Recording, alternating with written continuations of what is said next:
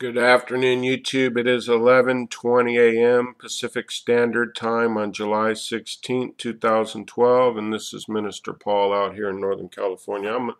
I woke up just disturbed, and I'm going to make a series of videos. I don't know how many until the Lord tells me to stop. Now, I want you to know this is not a news channel. This is a ministry. There's a difference. I could make 10 3-minute videos just on one topic and give them really catchy titles and all that, and have 200 subscribers by Friday. But that's not my goal. My goal is to tell you who I am, what God has called me to do, and say what He wants me to say, whether it be to one person or 10.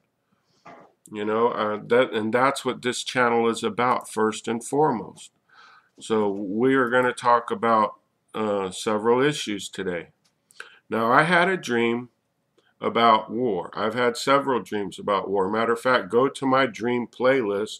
You'll find 3 of them, I believe at least, are about war. Someone had asked me, I think, on a comment, what did I happen to know about the Middle East and the Navy? So we're going to discuss that briefly. And someone had also questioned whether being in the Navy I had faced death. So let's review. I was on this ship, the USS Ranger. We were Top Gun. I was on there from 80 to 84. The movie, just a little bit of background. Do you know the movie Top Gun was actually our ship was in the movie Top Gun. We were part. Did you see that? In 1985 and 86, the ship became the star of the Top Gun movie. Parts of the movie, if you watch Top Gun with Tom Cruise at the end, we are given. I was off the ship by then, but we are given honorable mention because part of it was actually filmed on our ship, and they're turning it into a museum. It was decommissioned. It was a great ship, but there was, while I was on there during 80 and 84, there was a fire, and I was a fireman. That was my title, FN, BT, Boiler Tech. The fire started where? Near the boiler in the boiler room. And I lost these right here in July. Where were we at here? See this North Arabian Sea? We're going to get to that. It was, I think it was December 83 was the fire here. Right here. Okay, I was in the right area. I was close. It was sometime. I knew it was near December because I remember it ruined Christmas for everybody. These are 2 separate incidents. Now just flow with me on this. We are what's called on the Westpac. You know, Scotty, Eternal Rhythm Flow. I was trying to explain to him how a Westpac is supposed to work. Well, this is my ship it had a home port of San Diego, California. So when we went out, it was usually for about 3 or 4 months. We went through the Western Pacific. We sat in the Indian Ocean near the North Arabian Sea. And then we would wait for, it's a whole fleet. We were the carrier in the middle. And then you have battleships and frigates and refuelers. There's constantly fuel floating with you at all times, so you can fuel underway. You don't stop and get gas. I don't know if you knew that or not. It's very dangerous to take on fuel when you're going, 15 knots and it's dangerous to slow down because a carrier back then did about 30 knots or so. It's dangerous to slow down in international waters. They have to shoot the things across, and then you have to catch them, and then you have to tie them on, and then you take on DFM, we called it, I believe, is some type of diesel fuel. But anyway, that's beside the fact. And then what you do is you wait. It's a constant rotation of where they're at right now. See, there's med packs. That's the Mediterranean Sea. They're different. They're different fleets designed to protect different areas. And what I'm seeing right now is all of these carriers being sent suddenly. The last time I saw this, it was leading up to something really bad. And now that, so when I speak, I want you to know that I know what I'm talking about because I was in the Navy. Matter of fact, thank you, Holy Spirit. Today on Monday, 7/16/2012 at 11:25 a.m., did you know that today, Monday, began what's called U.S. Navy Week? If you know anybody who has served, did serve, or and is no longer with us, or is serving in the United States Navy, why don't you go shake their hand? It's a very dangerous job. Their lives are at risk just like everybody else. We just fired upon a ship today. Have you ever Googled the USS Cole and look at they let just a raft get too close to it, and the hole that blew inside the USS Cole, and excuse me, how many people perished. I don't even like talking about this stuff, but for some reason, God has me talking about it today.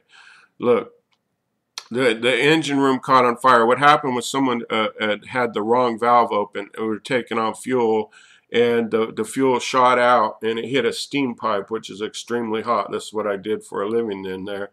And they didn't have time to evacuate what's called a main space. It was 3 main, and they perished in that fire while we would go down there.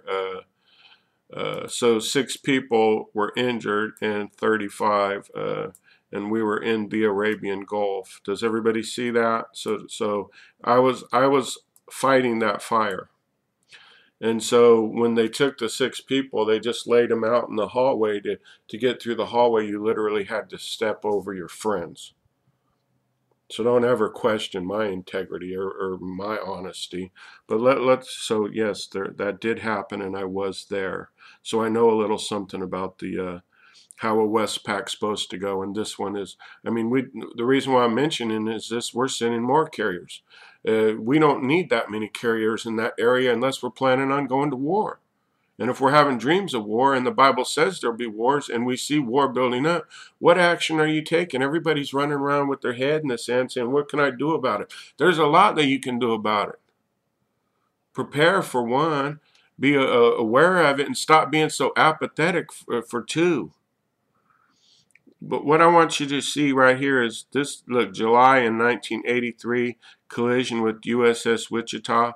You won't hear too many people talking about that we collided with another ship. You know why? Because we were near Nicaragua. What were we doing near Nicaragua? Here is how a Westpac used to go in 83 and 84, because I was on the carrier, the USS Ranger, right here. See it? I was on that. This is how it's supposed to go. You leave San Diego, and then you go to Hawaii. It may take about 16 days to get there back then. I was on a conventional ship, not nuclear. That's why we needed the boilers. From Hawaii, you would go to the Philippines. Which they closed that base now, but Philippines was really a nice place to visit. From the Philippines, you would go sit in the middle of the Indian Ocean, and at times go near the North Arabian Sea, just kind of float around for 3 months. Basically what you're doing, and we have these fleets all over the world protecting our interests and protecting America. They're out there. It's a constant rotation of fleets. You can't, in other words, like if I join the Navy right now, you can't just send me into the middle of the ocean on a ship for 12 months. For one, you run out of supplies, do you understand? Unless they land more milk and more cold water and sodas and food and all that, you would run out. You are self-contained. I want you to picture this. You are self-contained on that ship. So you can't just stay out there for 12 months like a soldier sent to Afghanistan. Because unless planes land and bring you more food and more water, and you're boxed up with 5,000 other men. 5,000 men were on our ship with only, I believe it was 4 football fields long. That's not a lot of space for 5,000 men to walk around bumping into each other. It's like being in prison. So they're supposed to, you know, the next carrier, the Coral Sea or whatever, would come in and relieve us, and then we would leave the Indian Ocean and go back the same way we came. The Philippines, Hawaii, and back to San Diego. That's called a Westpac. It can be completed in 7 months. They're talking about these ships being over there for 12 months. That's not a normal, just staying there for 12 months. That's not a normal Westpac, and it's not normal for that many to be there for just self-defense. I'm telling you what I know. It appears like we're building up to take military action. There's no other explanation. It's not a rumor. It's not a rumor of a war. We're heading towards some type of battle. So the reason why I mentioned Nicaragua is, you know what was happening? The Iran-Contra affair, which involved Israel. Follow me on this, and the Nicaraguans. Oliver North, and when I was in, Ronald Reagan was president, George Bush was vice president, Caspar Weinberger was Secretary of Defense, and I remember Poindexter. I'm dating myself now, but you go study what was involved here. They had, this is stuff the Lord showed me this morning. They do you remember when they had our hostages and for like 444 days? Here it is right here. The story was that we traded arms for hostages, and we went in there, and actually that's what we were doing. The reason why I brought this up, just get rid of this. The reason why I brought this up is we went down, instead of going directly to Hawaii, we went down to Nicaragua. And we did what's called a show of force. We launched all these F-15s and F-16s and just buzzed their shoreline. I don't know exactly what we're done because I was at the bottom of the ship, down there at the bottom. That's where the boilers are. Where you see the water line, we were underneath the water line. I got to hurry up and speed this up. I don't know, but I do know we did what's called a show of force in Nicaragua, and I believe that's what we're doing down there is called a show of force. And nobody's really talking about it. So let's go to today's news. This story is breaking, and I'm sure everybody will be discussing it. U.S. Navy fires on a small boat off of the United Arab Emirates.